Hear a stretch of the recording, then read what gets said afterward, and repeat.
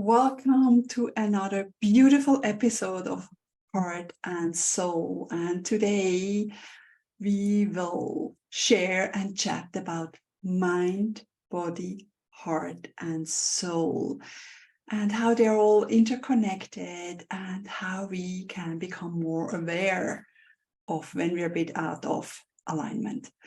And as always, my gorgeous co-host Janet is here. Hello, good morning. Good morning, Caroline. I think this is a big topic for us, and it's going to be, so much to cover, but we'll see what we get through today. But very exciting.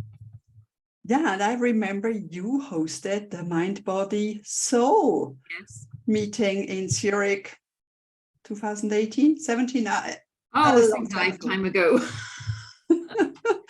And yeah, and there is mind, body, soul, mind, body, spirit. And some people say, yes, spirit or soul is the heart.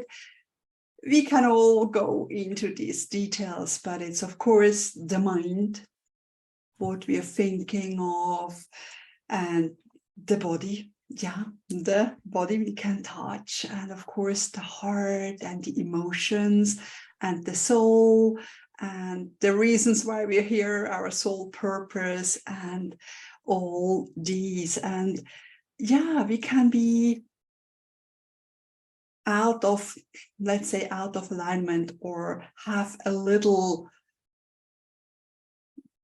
not in the flow part, maybe in our body. We can have aches and pains, and they, of course, affect then our mind because we think about the pain, and they affect our emotions because then we feel a bit low because it's painful.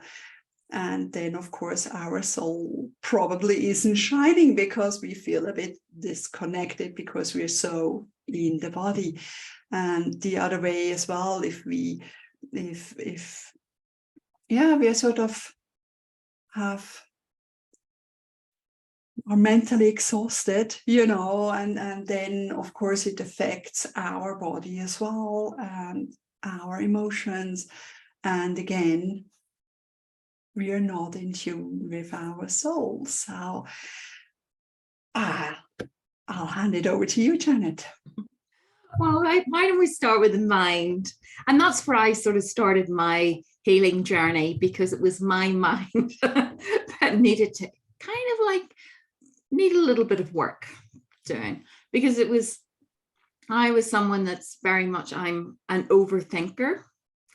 I dwell on things and take things very personally. And I happened to, until I know now, I very much lived in the past. So constantly going through that cycle of like movie strips in my head of like replaying trauma, replaying difficult situations. And it was constantly there.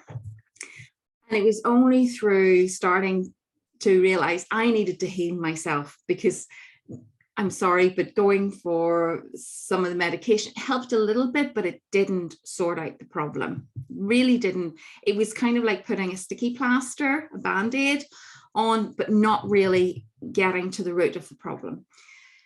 And it was by I started off doing NLP, which is neuro-linguistic programming.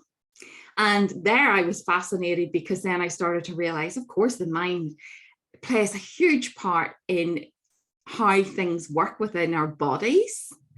It's like the computing system. And that's the way I sort of, when I come from IT background, I could say, oh yeah, that's like the computer. And if it's not running properly, there's going to be issues. If it's not sort of cleared down, if it's not things deleted off it, if it's not running efficiently.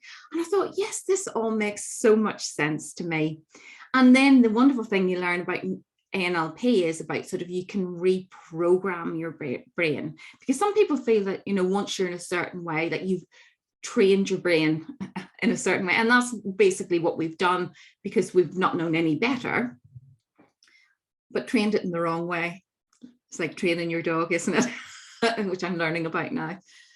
And it was then learning about how we can use our words, how we can use statements. I mean, we talked about affirmations last week and how powerful those are, but the right ones, you have to connect with them.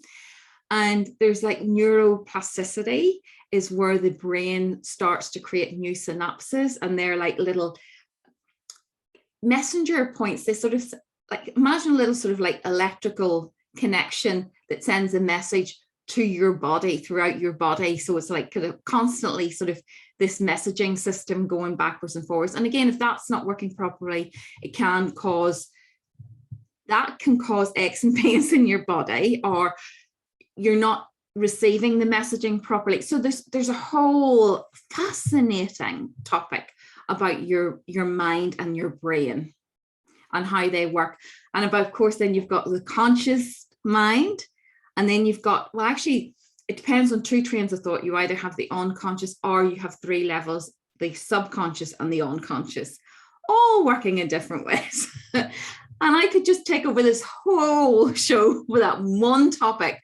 So I'm not going to dwell much more on that, but to say that your mind is a powerful ally when you're aligned with it.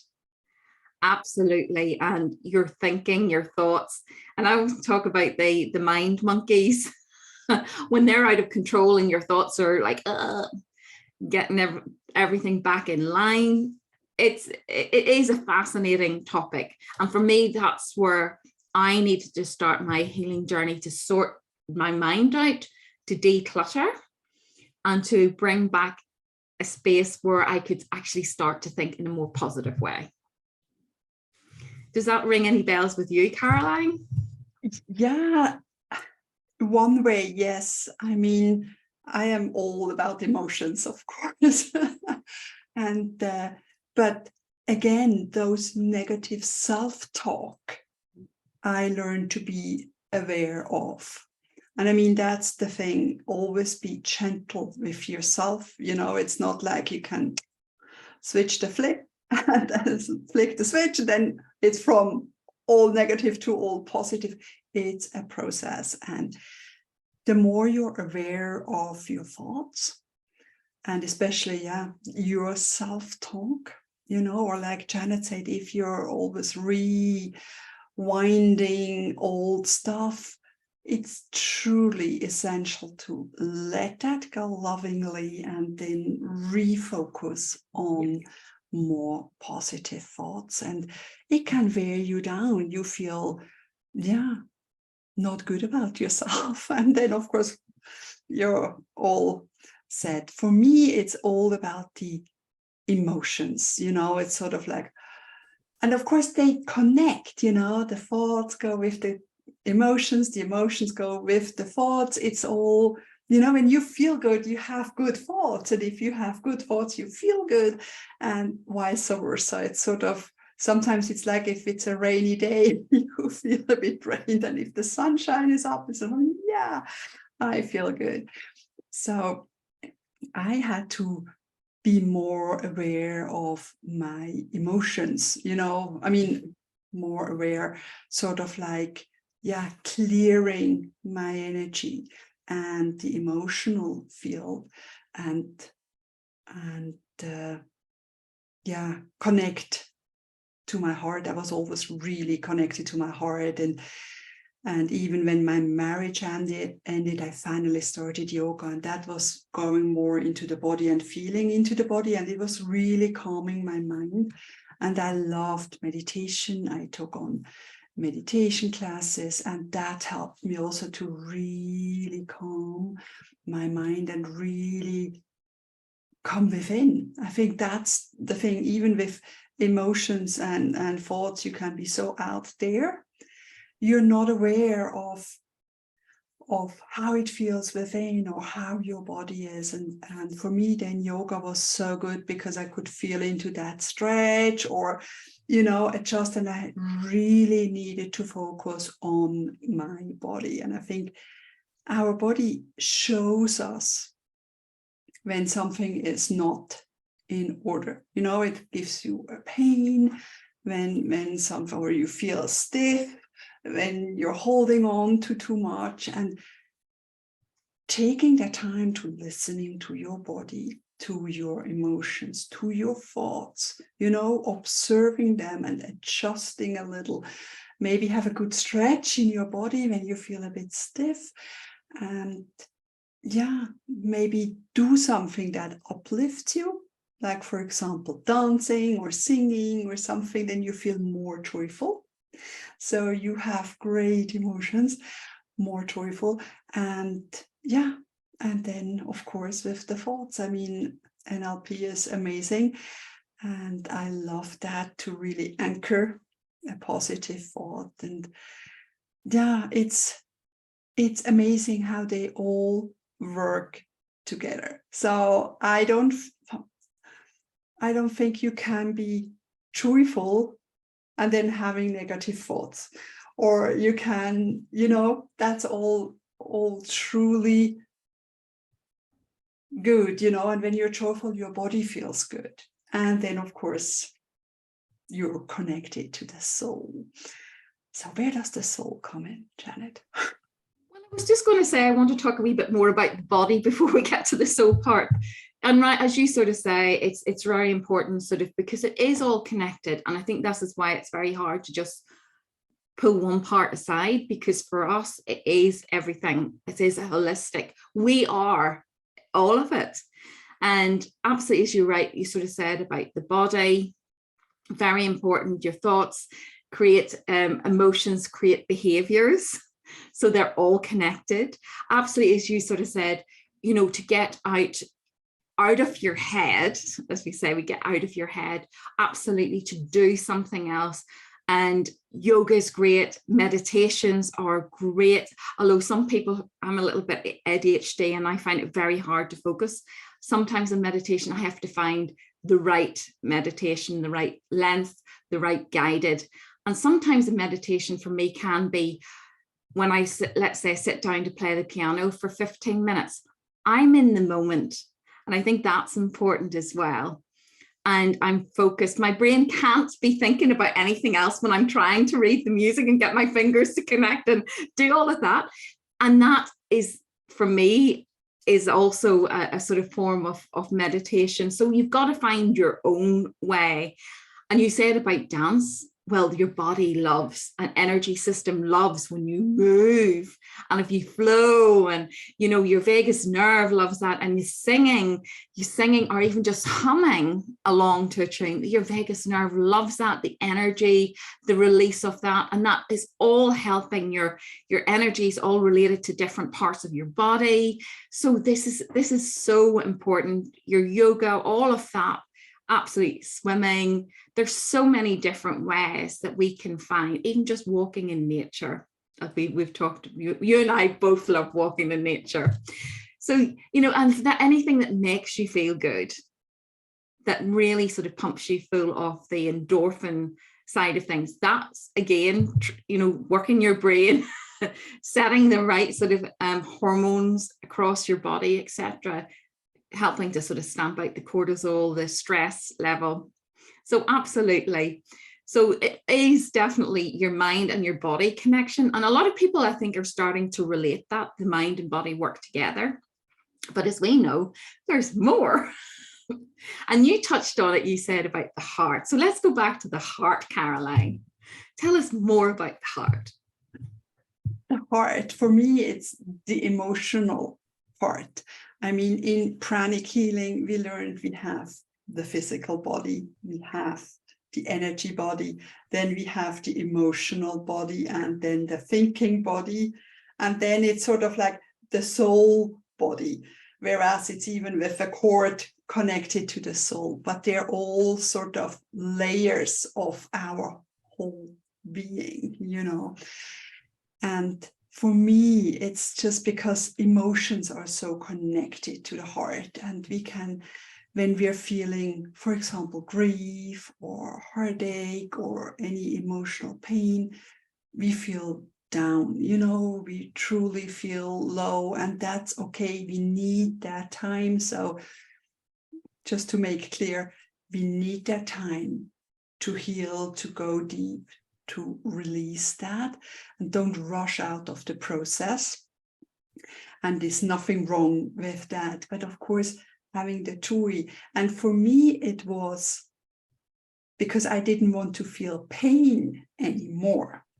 I sort of closed down. I closed down my heart because I never ever wanted to feel this pain anymore. And it happened when my father suddenly died. It happened when my marriage ended, when another relationship ended, and I felt I am so unlovable, and I just don't want to feel hurt again. So I was sort of like soldiering on, but I didn't feel the pain, but I lacked joy. So for a long time, I was looking for joy.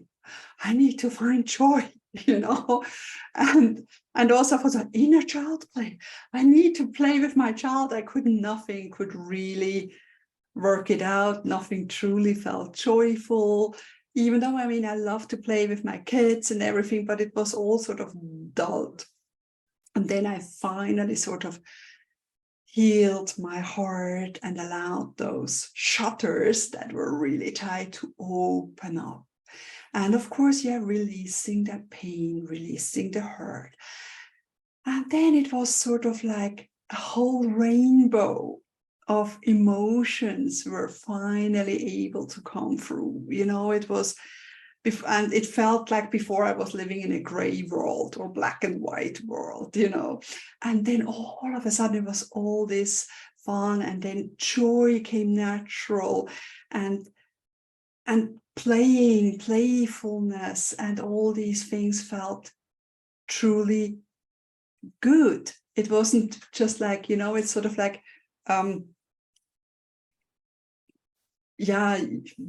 with computer, you have sort of the really minimal bandwidth, and then all of a sudden you have the broad, and that's how it felt, and it was good. So for me, the emotions are truly connected to the heart, and we can only connect to them when it's open. And yes, we will also feel the lower ones, but that's part of life, and that's part of duality here on earth, but we can truly feel that love, because love is something I was seeking all my life, and that's beautiful. And for me, love is our true essence, and this is just sort of like, for me, it's sort of, we have sort of a love body, a love around us. And so emotions are important for me, and that's the first thing I react to. And for me, I always had a hard time saying that my thoughts, so you always have to have positive thoughts, so you have positive feelings and things. For me, I'm more of an emotional feeling person, so I can relate more with feelings than with thoughts. So that's more prevalent. And I think with Abraham Hicks, there she also said, go over your feelings, be joyful. It's easier for people to connect to joyfulness than stirring their thoughts. But I know there are more mind-oriented people, and then it works probably the other way around. I think for me, it was about clearing the head, because for so long, when you said about your heart being closed up, I felt like mine had a brick wall for so long, because I didn't realize, because I had no basis to understand that when I went through menopause in my teens, but then it was diagnosed in my early 20s, I shut down. I completely shut down, because it was grief, the loss of, motherhood, that I always wanted to be a mother. And it was that grief that I shut down my heart completely. I got through life. There was some nice bits, but I was really closed to stuff. And I didn't want to feel. I was like I was in a zombie state for at least a couple of decades. Well, for a while anyway. Then my husband helped me to break that down. He broke that down. So I totally understand that the heart, and when we said, I was heartbroken, it really feels like that. And if you're a very empathic person, that feeling is really devastating. I mean, I felt like once that wall, it like erupted, it, you know, totally erupted like a volcano. And then I was forced to deal with it. So that was it. But for me, I had to start with my head because I'd been so long, there had been a series of traumatic events, and I needed to declutter that and stop those programs being played in my head before then I was able to move back down to my heart. And you're absolutely right, is that, you know, the two work together. And, you know, if you can bypass this part and straight down to there, great, even better. I mean, that's much, much healthier. So as we move on to the heart, I mean, I always think as well as the heart field, that really strong energetic field as well. And when that's working properly, I mean, that's amazing. And it spreads out so far, because when you're feeling good and when you said yourself that when you fall back in love with yourself and you've got that love, that big, powerful energy burst of love here, like that just is like, imagine it just like rippling, it's just like going out there into the world and into people around you. And that is beautiful. And we need more of that. We really need more of that right now. We do. Definitely. And love is our true essence. I mean, we came from love, we're going back to love, and here on earth, we're trying to find what love in our own different ways. But it's truly important. And yeah, I mean, I was told I'm too sensitive or too emotional, you know. And that's also, emotions are part of us, and thoughts are part of us, and our body is part of us. But we are not just the body. We are not our thoughts. We are not our emotions. We are a soul, right? We are a body. We are so much more, as you say. So complex. It's so beautifully complex. I mean, you can say God's design. I mean, God can be, you know, divine source, whatever word you want to use there. But it is so beautiful how we are, each individual, how we're made up. Absolutely incredible. Because I have a friend who studied medicine, and she used to come and tell me all the excitements of things like, oh, do you know that this is this, and she's very, you know, obviously it's very physical side of things. And I mean, she used to get so excited. I'm sorry, but when she was starting going, I'm going, no, I don't need to know that. It's squeamish me. Anyway, but you're right, the soul. To me, the soul is an important part of it. When they talk about, I'm going to talk about spirit as well, so that people can understand. To me, the soul is like, imagine like a ball of light just in front of our heart space, heart area, and I can move around. But that's like, we talk about our guiding light. And that's why we talk about, you know, finding your soul purpose is reconnecting with that. And it's like guiding you in the right way. And that's connected. Your heart and soul are connected. That's, you know, the link. That's the link. And to me, it's like this ball of light, our soul, then connects to spirit, to the divine, to the God. It's like this plugs in. Not quite in a way that ties us down, because we, you know, we have a human brain is very limited in our understanding about things. But that's our connection with the oneness. That connects us with everything. And that is when we need to understand that we are totally, we're not apart, we're not separate, we are part of the one consciousness. I'm getting goosebumps talking about this, because it's such an amazing learning when you connect with that and you realize, you know, because from a religious background, I mean, to me, the soul was somewhere in there. Didn't really understand it. It was kind of like you talk about, you know, soul this, soul that, and all the other. And it kind of like felt like was very wishy-washy. I didn't know what really you meant. But to me now, my learning has been that this light, this ball of light. So obviously, yes, the more connected, aligned you are in your life, in your heart and soul led, that will shine brighter. And that amplifies, and that you're then tuning into this to follow. What making choices and decision no longer becomes a massive issue, because you tune in to your soul and this is the way to go, or this is what I need to be doing, or this is why I'm here.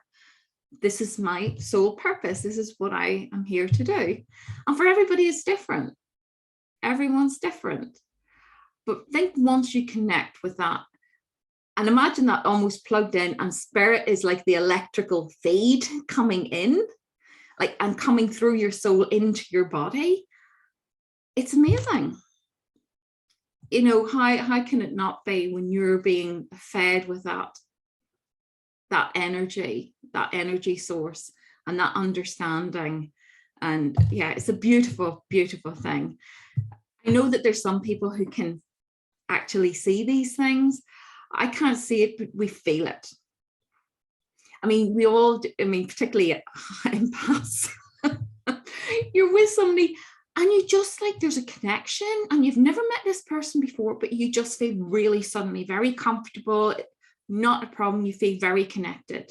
And then there's other people you kind of go, not quite sure about. And it's probably because they're not as aligned with their soul. And then everybody has a soul. Before we said it, everybody has a soul. It's not like your soul is, everybody has a soul. It's just how connected you are. So what about you, Caroline? Do you feel that as well? Yeah, I feel that. And for me, it's more what I learned and how I feel is sort of like the soul is on top and then connected to the universe. But it's the same, chakra, yeah. It's absolutely the same. But I love your guiding light analogy. That's absolutely beautiful. And we are all sourced into the universe, to spirit world, everything. And yes, coming from a religious background, I just want to share that we are experiences here on earth. And for me, there's not hell or heaven. So we're just the soul experiencing things. And yeah, we get misguided, but we are all human being with a body, a soul, a heart, and deeply connected. And also we have sort of like soul families, we come sort of from a family that are sort of linked. And that's when I feel, that's when I call it soul sisters. You get to just connect with people that are sort of on your wavelength. And then there are others, they belong to a different soul family. You interact, but it's not the same. It's sort of like, it's like they're not on the same wavelength in a way. They're different kind of energy. And I absolutely love that, and igniting the light and deeply feeling connected. And I think so many of us are really looking for that soul purpose, for that soul connection, for that connection to the universe, and maybe for the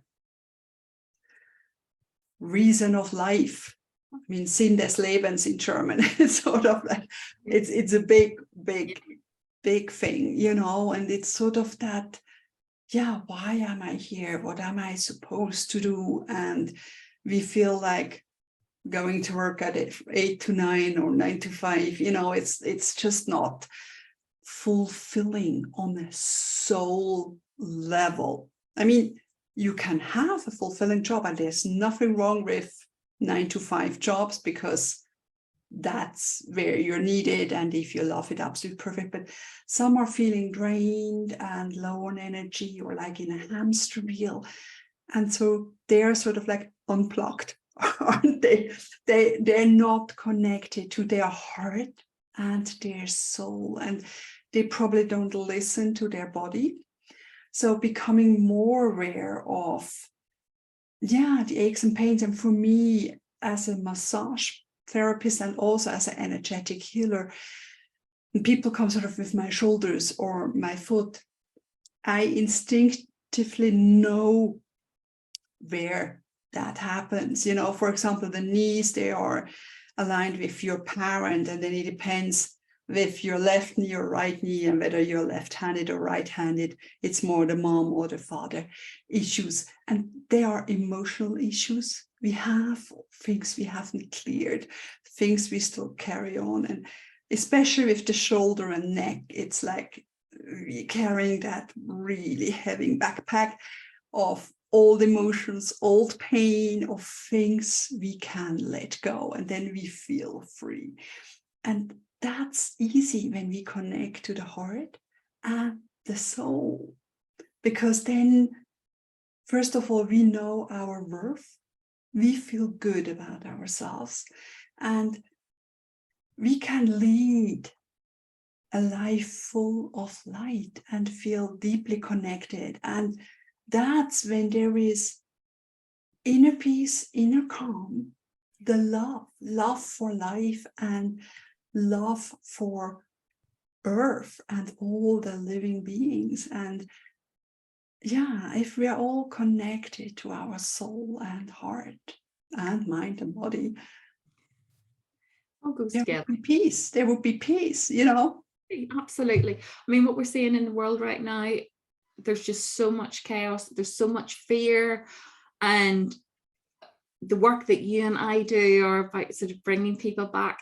It feels like, to me, the heart is the gateway to then connecting with the soul, to having that, you need both. And the heart is like where you find your way back, and then it opens that lovely door, and then you can sort of work on that, building that light.